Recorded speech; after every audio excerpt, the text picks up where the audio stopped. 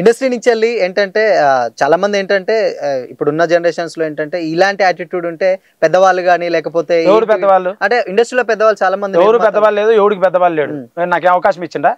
అదే అని నేను అనేది అదే. సో ఇచ్చారు కదా, సో ఏంటి ఇప్పుడు మరి ఇప్పుడు అవకాశం ఇచ్చారు కదా ఇంత అంటున్నారు కదా, ఇన్ కేస్ ఫ్యూచర్ లో మీరు పోతున్నారు, మీ సినిమా రిలీజ్ థియేటర్ వాళ్ళు ఇస్తారులే కానీ థియేటర్లో ఏముందిలే కానీ పెద్ద మ్యాటర్ కాదు. థియేటర్లు పూర్వకాలంలో పంచాయతీ ఇప్పుడు ₹1,00,000 అంటే 10 థియేటర్లు వచ్చాయి, ఇలా ₹1,00,00,000 అంటే 1000 థియేటర్లు వచ్చాయి, పెద్ద మ్యాటర్ కదా అంతగాని. నీకా డబ్బులు ఉన్నాయన్నా నువ్వే ఇండస్ట్రీలో తోపన్నా, నీకా డబ్బులు లేవా అన్నా నువ్వు ఇండస్ట్రీలో తోపు కాదన్నా. అండ్ మంచితనాలతో నీకు అవకాశాలు క్యారెక్టర్లు ఇచ్చంటే ఎవడియాడన్నా. ఇప్పుడు లేదా అది అవన్నీ లేవు, ల్యాగ్ లేదు అసలు. ఫస్ట్ ఆఫ్ ఆల్ కష్టపడే తత్వం ఉంటే నీకు అవకాశాలు వస్తాయి, అది పక్కా.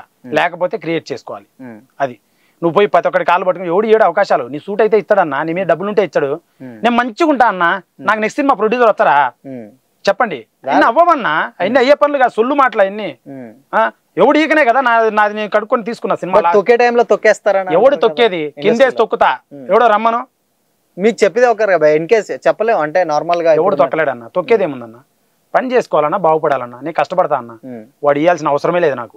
వాడు నా అవసరం ఉండి నా పైన మార్కెట్ ఉంటే వస్తాడు. నీకు అర్థమైందా? ఇది నా యాటిట్యూడ్. మీరు బల్బు అనుకోండి ఏమని అనుకోండి. కారణం ఇక్కడ 3 మాట్లాడుతున్నా నేను, ప్రొడ్యూసర్ గా, యాక్టర్ గా, డైరెక్టర్ గా.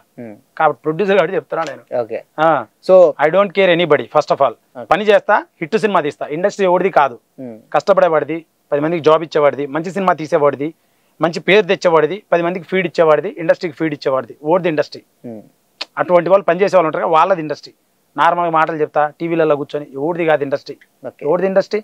నేను వెళ్ళి ఒక బ్యానర్ క్రియేట్ చేసుకున్నా, నేను ట్యాక్స్లు కడతాను, నేను సినిమా చేసా. ఏంటి ప్రైవేట్ బాడీ ఇది గవర్నమెంట్ బాడీ కాదు, ప్రైవేట్. అందరూ వచ్చి చేరుకున్నారు. బట్ చాలా మంది మరి బయట ఉన్న ప్రొడ్యూసర్స్ కానీ లేకపోతే మమ్మల్ని అయినా దొక్కాడు, ఆయన నాశనం చేశాడు మాటలు అంటారు కదా. సొల్లు బిజినెస్ కూడా ఉంటాయి కదా భయ్యా. బిజినెస్ లో జరిగేటన్నవి. నేను సినిమా తీసా అన్న, వరంగల్లో నా సినిమా కొన్నాడు, ఇంకొక అతను ఎవరో కొన్నారు. బిజినెస్ లో జరిగే టాక్టిక్స్ అవి. అంటే బిజినెస్ లాగే అది సినిమా ఇండస్ట్రీ అనేది. నువ్వు రాబట్టుకునే కెపాసిటీ నీకు ఆడు ఉండాలా, otherwise you don't get into the movies. Construction చేసావన్నా, 10 ఫ్లాట్లు కట్టావు, అమ్ముకోవాలి కదా నువ్వు. అట్లా ఇది ప్రైవేట్ బాడీ, ఇక్కడ ఎవడు తొక్కడు.